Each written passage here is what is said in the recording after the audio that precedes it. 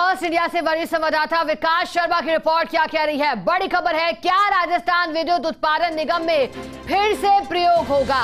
Power plants की दिक्कत, कोयला संकट के बीच नए मुखिया का काउंटडाउन शुरू हो गया है। दरअसल RVUNL के CMD RK शर्मा का 3 दिन बाद खत्म हो रहा है कार्यकाल।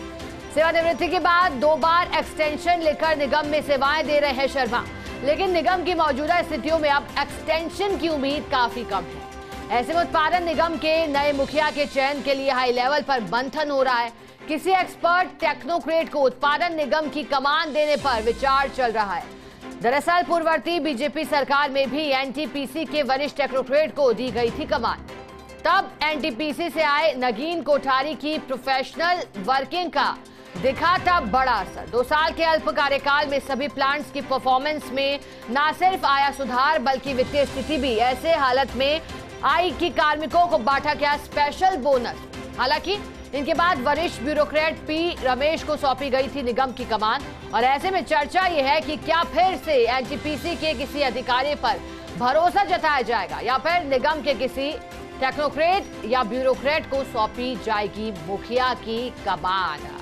अब चूंकि यही कोशिश भी चल रही है, आपको याद होगा जब नई सरकार बनकर आई थी तो फिर कोयला संकट पर एक बड़ी बैठक भी हुई थी कि आखिरकार कैसे बिजली का उत्पादन हो, वो ठीक तरह से हो, कोयला संकट की स्थितियां उत्पन्न ना हो समय रहते, और ग्रामीण क्षेत्रों में भी बिजली कटौती ना हो।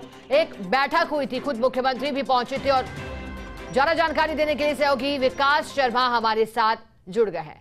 विकास, सरकार बदलने के साथ ही अब नए मुखिया का काउंटडाउन शुरू हो गया है राजस्थान विद्युत उत्पादन निगम को लेकर, क्या लग रहा है फिर से प्रयोग होगा? देखिए, बिल्कुल उत्पादन निगम इस वक्त सरकार के लिए बहुत बड़ी चुनौती है, और चुनौती इसलिए भी है क्योंकि एक तरफ जहाँ कोयला संकट है, वहीं दूसरी ओर प्लांट का 100% जिस तरह का परफॉर्मेंस होनी चाहिए वो परफॉर्मेंस उसकी नहीं हो पा रही है, जिसको लेकर के कई बार मुख्यमंत्री भजनलाल शर्मा जो है उनसे लेकर CS ने कई बार इस पर नाराजगी जाहिर की है, और साथ में अलग अलग रिव्यू भी लिया है कि आखिर ऐसा क्यों है कि हमारे खुद के प्लांट जो है वो बार बार बंद हो गए कगार पे, जिसके चलते बिजली आपूर्ति व्यवधान जो है बहुत ज्यादा आता है, और इसका पूरा खामियाजा जनता को बिजली कटौती के रूप में झेलना पड़ रहा है, और साथ में महंगी दर पर बिजली खरीद नहीं मिलती। तो ऐसे में एक बहुत बड़ी चुनौती है, बहुत बड़ा पद है जिसको लेकर के अब चर्चा शुरू हो गई। राजस्थान विद्युत विनियामक आयोग के मौजूदा CMD है RK शर्मा, उनका कार्यकाल 3 दिन बाद समाप्त होने वाला है। तो ऐसे में नए मुखिया के लिए काउंटडाउन शुरू हो गया है। जो मौजूदा टेक्नोक्रेट हैं, चाहे वो चीफ इंजीनियर है, चाहे वो डायरेक्टर हैं, वो सभी लोग इसके लिए नामबंद हैं, अपने अपने प्रयास जारी हैं। लेकिन इस बीच में एक बहुत महत्वपूर्ण बात यह है कि जब पूर्ववर्ती भाजपा सरकार थी उस वक्त एक नया प्रयोग किया गया था। मौजूदा तमाम जो टेक्नोक्रेट हैं उनको सबको बाहर का रास्ता दिखाते हुए NTPC से एक्सपर्ट जो है उनको लाया गया था। नगीन कोठारी गया यहाँ पर, तो उन्होंने यहाँ काम किया, एक प्रोफेशनल वर्किंग दिखाई थी उस वक्त, और उस प्रोफेशनल वर्किंग का ही परिणाम था कि 2 साल के अल्प कार्यकाल के अंदर प्लांट्स में बहुत जबरदस्त तरीके की परफॉर्मेंस देखने को मिली, और एक कह सकते हैं उत्पादन निगम की अलग छवि बनने शुरू हो गई थी।